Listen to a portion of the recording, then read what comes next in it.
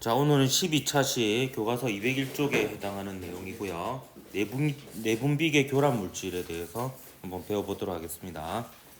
자, 학습 목표는 내분비계 교란 물질의 종류와 특성을 말할 수 있다. 그리고 내분비계 교란 물질이 인체와 생태계에 미치는 영향을 설명할 수 있다가 되겠습니다. 우선 내분비계 교란 물질의 정의와 특징에 대해서 먼저 살펴보면, 그 내분비계 교란 물질이라고 하는 것은 체내 내분비계의 기능을 방해하여 생물체의 균형을 깨뜨리고 생식 기능에 영향을 주는 화학 물질을 일컫습니다. 내분비계 교란 물질은 호르몬과 유사한 기능을 하여 별칭으로 우리가 보통 일반적으로 이제 환경 호르몬이라고 하는 명칭으로 더 익숙하게 쓰이고 있죠. 가장 대표적인 게 다이옥신 이런 게 되겠습니다.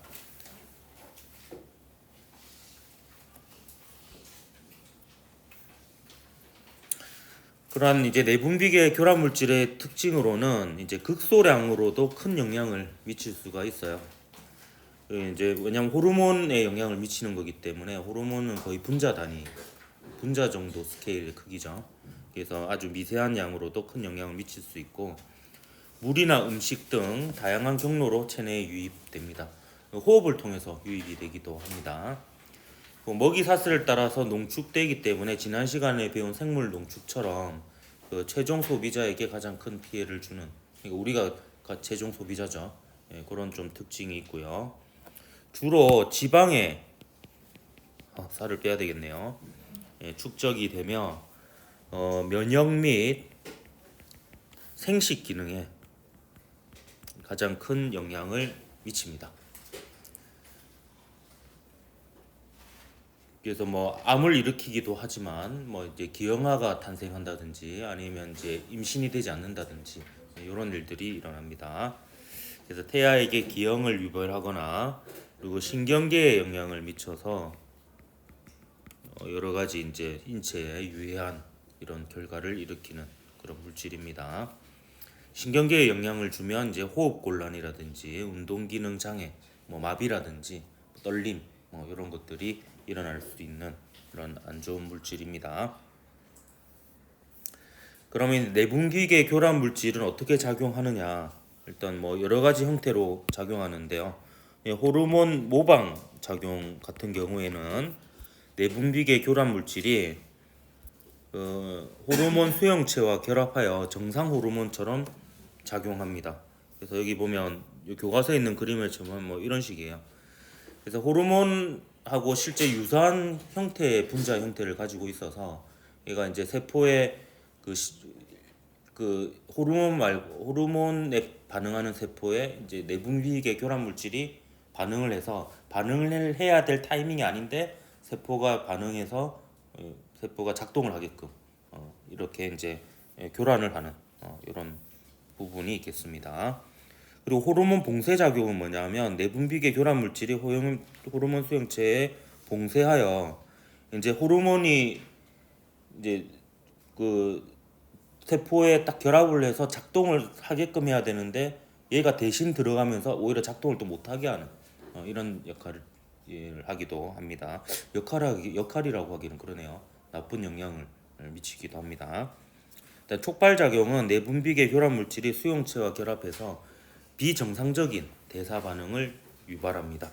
그렇게 해서 이제 세포가 암세포로 변형된다든지, 그다음에 대사에 이상이 생긴다든지 해로운 물질을 합성하는 이런 식으로 해로운 역할을 하게 됩니다. 이러한 내분비계 교란 물질의 종류로는 약물성 내분비계 교란 물질, 자연성 내분비계 교란 물질, 환경성 내분비계 교란 물질이 있는데요. 약물성에는 합성 여성 호르몬인 DES, 요거 같은 경우에는 이제 필요에 의해서 만들어졌나 봐요. 근데 이제 요게 피임 이런 거에 아마 이용이 되지, 피임을 이용이 되거나 아니면 이제 임신을 촉발하는 이런 형태로 이제 만들어졌는데, 이게 이제 잘못 작동을 해서 산모에게 암을 유발하거나 이렇게 해서 태어난 아이들 같은 경우에는 이제 유방암 발병 비율이 높거나 이런 일들이 일어나게 되었습니다.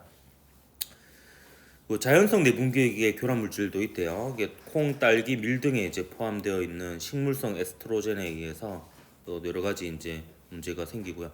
그 요즘 이제 어린아이들 같은 경우에는 이제 이런 내분비계 교란 물질에 의한 영양 중에 하나가 성조숙증이 있거든요. 그래서 성조숙증 같은 경우는 문제가 뭐냐면 그게 걸리게 되면 이제 성장이 멈춰버려요, 빨리. 그래서 키가 많이 크지 않는 이런 일이 생겨서 보통 이제 약을 몇 년간 계속 먹어야 되는 걸로 알고 있습니다. 그다음에 환경성 내분비계 교란 물질로는 다이옥신, PCB, DDT, 농약, 산업용 화학물질 이런 것들이 있습니다. 교과서에 보면은 뭐 이렇게 다양한 예들이 있죠. 뭐 비스페놀 같은 경우에는 예전에 그 뉴스에도 나왔었잖아요. 그 애들 장난감에 많이 검출이 되어가지고 그 문제가 되었었던 그런 일들이 있었죠. 그래서 애들 장난감 같은 경우는 무조건 싼 걸 사는 게 아니라 사실 좀 이렇게 환경적으로 검증된 물건을 사는 게 좋아요. 애들 장난감, 특히 어린아이들의 장난감일수록 무조건 싼 걸 사는 게 안 좋을 수도 있습니다.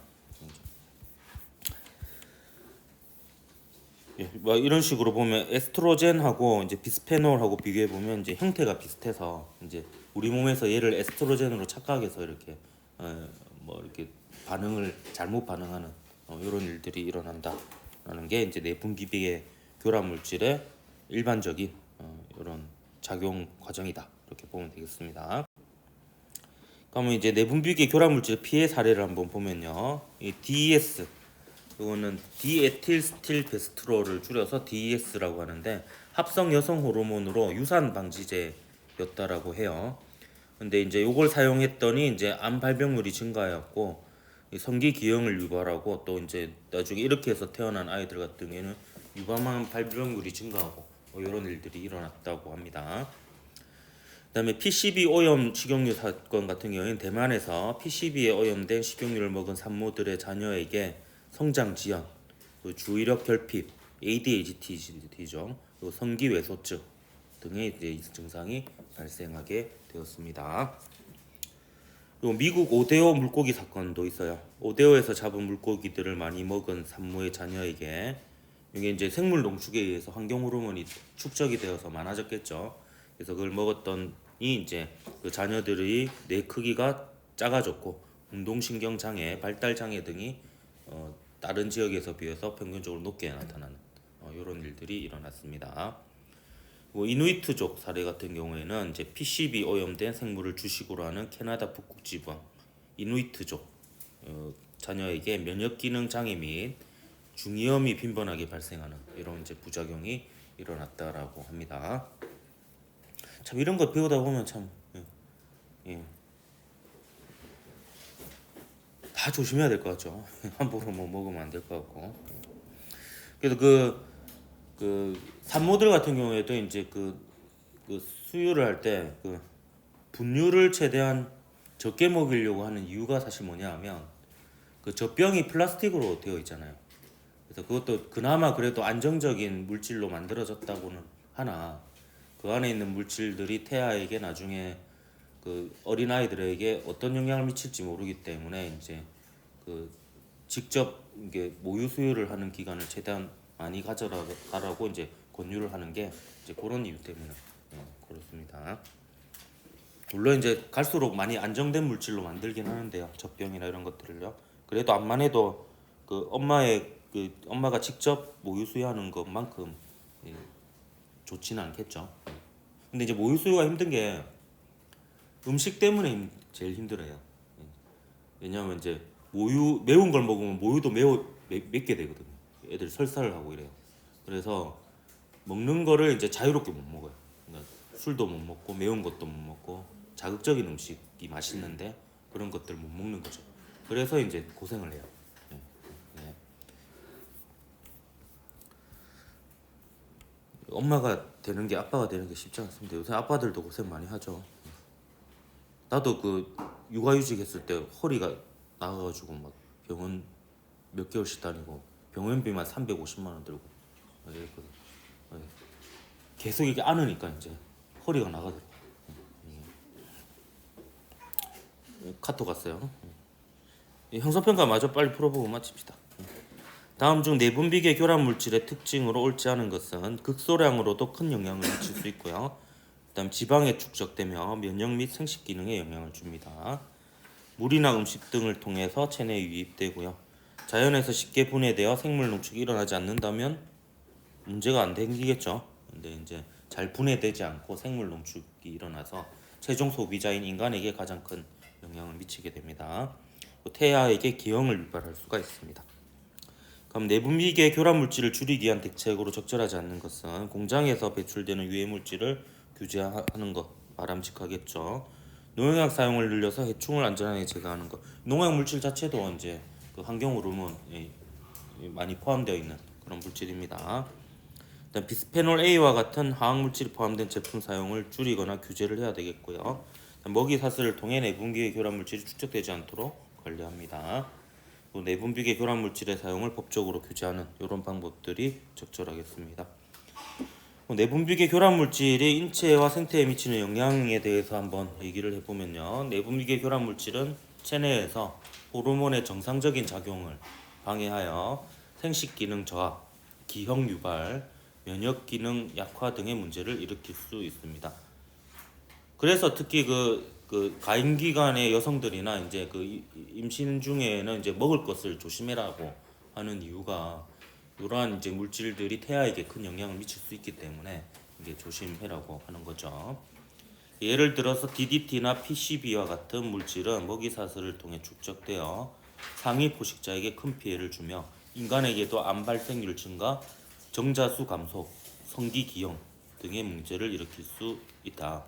생태계에서는 특히 상위 포식자에게 생물 농축에 의한 심각한 피해가 나타나고 가장 최상위 포식자가 우리 인간이니까 인간에게 이제 가장 심각한 피해를 줄 수 있다라는 겁니다. 자, 오늘은 여기까지 하도록 하겠습니다.